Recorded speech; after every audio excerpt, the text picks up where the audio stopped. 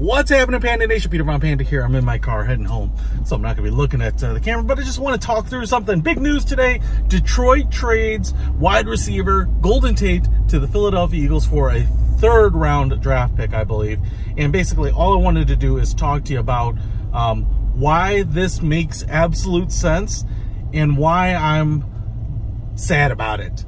And I don't think the reason is probably what you expect, because I don't think the value of Tate is what you would expect me to identify. So anyway, listen. Detroit loses a wide receiver. Basically, this tells me a couple things. We're kind of trying to get trades back for building next year. I think Quinn is giving up on the 2018 season, despite the fact that the NFC North is in total disarray and that it is kind of wide open. It's also, to me, an acknowledgement that they know they have not put it together, right? There isn't the gelling of the team, right? And part of what I think is basically a telltale sign of calling it quits is the trade of Golden Tate, but not because it's our #1 receiver. That's kind of the obvious loss, but there's more. So first of all, I will tell you what, I thought Golden Tate was really classy. He said he had love for Detroit. I think even over the last couple of days, he did not think he was going to get traded. I think he thought he was going to get a new contract, but I just don't know that the numbers worked. And then part of the problem, and don't get me on this rant again, is that we pay Stafford too much for his production. You know, his stats are fine, but look at all these rookie quarterbacks out there producing better results, or even let's call them comparable results at, you know, a quarter or 20% of his contract. And so the year of the rookie QB, or rookie-ish QBs, I think is here. And that's honestly what I think we should do. I mean, I love Matt Stafford. I think he's an all-around good quarterback, you know, above average. But he doesn't have the eye and the talent that an Aaron Rodgers does, even though I think Aaron Rodgers is a little Jay Cutler blasé-ish about the game. And, you know, he can't kind of carry the team the way Aaron Rodgers does. Now, I'm not saying, and here's what I am saying about Matt Stafford. I think he's a good enough quarterback, and I think he's an exceptional quarterback, that if you dropped him into a well-balanced team, you know, and I'll be honest, I think the Bears look like they're decently well-balanced. Not great, but they've got some good running backs, and it's all like rookies. That's the weird thing. You throw a talent like him into an all-round balanced team, and they're going to be Super Bowl caliber. So he should be a Super Bowl quarterback. It's going to be a Hall of Famer, but he should have Super Bowl accolades because he deserves it. I mean, he's good enough to do it. The problem is his contract is so onerous, and that's really, I think, what drove part of the decision on Golden Tate.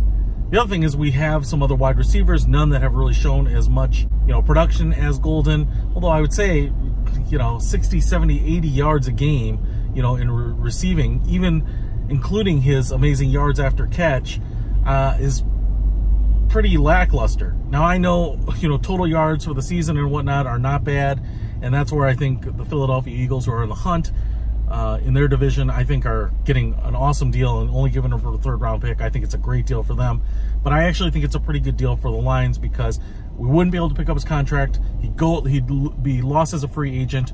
We get a third-round pick as opposed to, I don't know, a compensatory pick. And so I just didn't see any way for Golden to really stick around.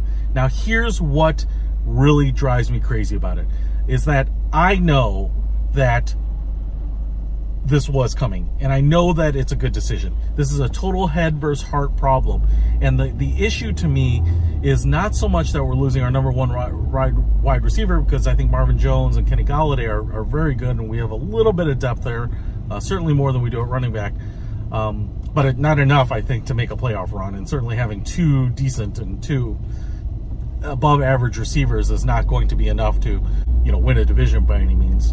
But my issue there is that losing Golden Tate means we're giving up on the season, because I don't know that we have another spiritual and, you know, yeah, let's call it spiritual, a spiritual leader in the locker room.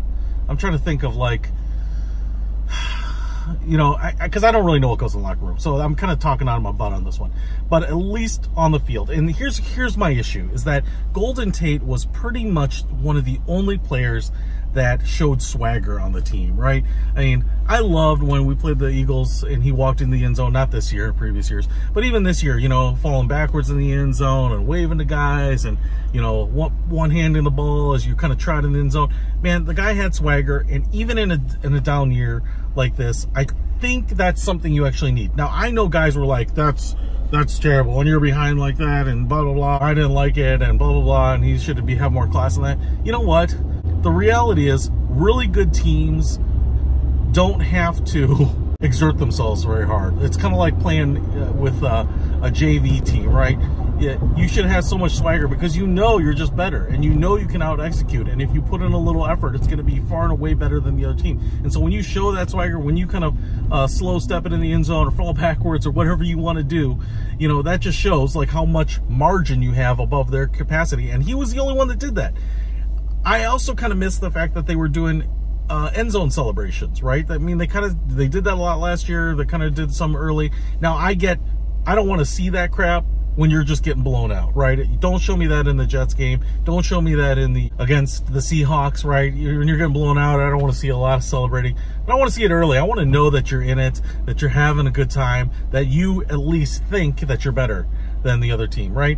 I mean, even in corporate America, when guys come in and they got swagger, you know, they're wearing sweet clothes, they're driving sweet cars, they're just kind of nonchalant, you assume they know what they're talking about. It's kind of like instant credibility. And that was really evident on the field, and I think that Golden Tate was the only one that did it. And when people criticized him for it, I thought, man, you know what? That's bogue, because at some point we got to have some confidence. You know, even Matt Stafford, that Jets game, just kind of looked like they checked out. I mean, I think you've got to just assume you're better, because then you'll play better. You got to have a requisite disrespect for the other team in order to come out and kind of be in a mental place where you know you're better to play better, right? It's kind of a little bit of a catch-22. But without that, if you think you're going to lose, I think you can talk your way and find ways to lose, and Detroit finds a lot of ways to lose. And so I really liked the fact that GT, Showtime Tate, you know, kind of had that in spades. You go on YouTube and you look at the most disrespectful NFL plays. Golden Tate's in there twice. I think he's the only player in there twice in that Minnesota game. And then again when he was, I think, playing for the Seahawks and I don't remember what other team. But man, I love it. I love him. I'm going to miss him. I wish we had a better team. I wish we had some of these guys that I really liked. I thought they brought a lot of spirit and, you know, heart to the team. You know, guys like Barry Sanders and Calvin Johnson and even Matt Stafford. I'm telling you, I think he deserves a Super Bowl. You know, guys like Golden Tate, some of these guys, I just wish we were a better team so that we weren't bringing guys and, you know, just wasting their capability here. You know, I feel bad for them. I feel bad that someone like Calvin Johnson could never get a playoff win, right? I mean, one of the greatest wide receivers to probably ever play the game, and it's just really frustrating to have that and not be able to execute. And maybe we'll get there, but I tell you what, man, you know, when the average performance of this team is 9-7 or 8-8 or whatever, I mean, when that's just kind of what they are and that's the best they rise up to. I mean, I think Caldwell's best season was what, 11-5 or something like that. I mean, they're just not a team with a ton of upside, and I don't know why they can't bring it together. But I think part of it is that spiritual leader, right? That locker room leader, the team leader, whatever it is, to have someone who can really rally people. And, you know, like I said, I've said it before, I think Nate Burleson was that guy originally, you know, for the Lions. I think Brian Urlacher was probably that guy for the Bears. I think there are a lot of guys whose value to the team was not just measurable in production. And I think Golden Tate was one of those guys. And I think by getting rid of Golden Tate, obviously we're losing that production. I don't know where you're going to fill that gap. But more so than that, I don't know that you have anyone on the team that can fill that vacuum, that has the credibility, that has the swagger that he does, and guys just look at as cool and want to be like and want to play for. I just don't know that there's anyone. I'm saying anyone, to be honest. I don't know that Stafford's that guy that really inspires them. I think people want to play for him, but I don't know inspires anyone. And a lot of these guys are kind of just, you know, more followers than leaders, and that's all right. But you gotta have that catalyst that takes these guys and organizes them and sets the pace, tone, and direction. And I don't know who that would be on the lines anymore. So anyway, I think that means that I've got my Sundays back on for the rest of the fall, because it's basically a done deal. And you know, the Lions are sitting on the bottom of the division, which is a hard thing to do considering how bad the division is. So we'll see. Good luck to Bob Quinn, Matt Patricia. Really good luck to Golden Tate. I think you actually get a shot at the playoffs now that you didn't have in Detroit. So sucks, man. Enjoyed you while you were in Detroit. Peter Von Panda, out.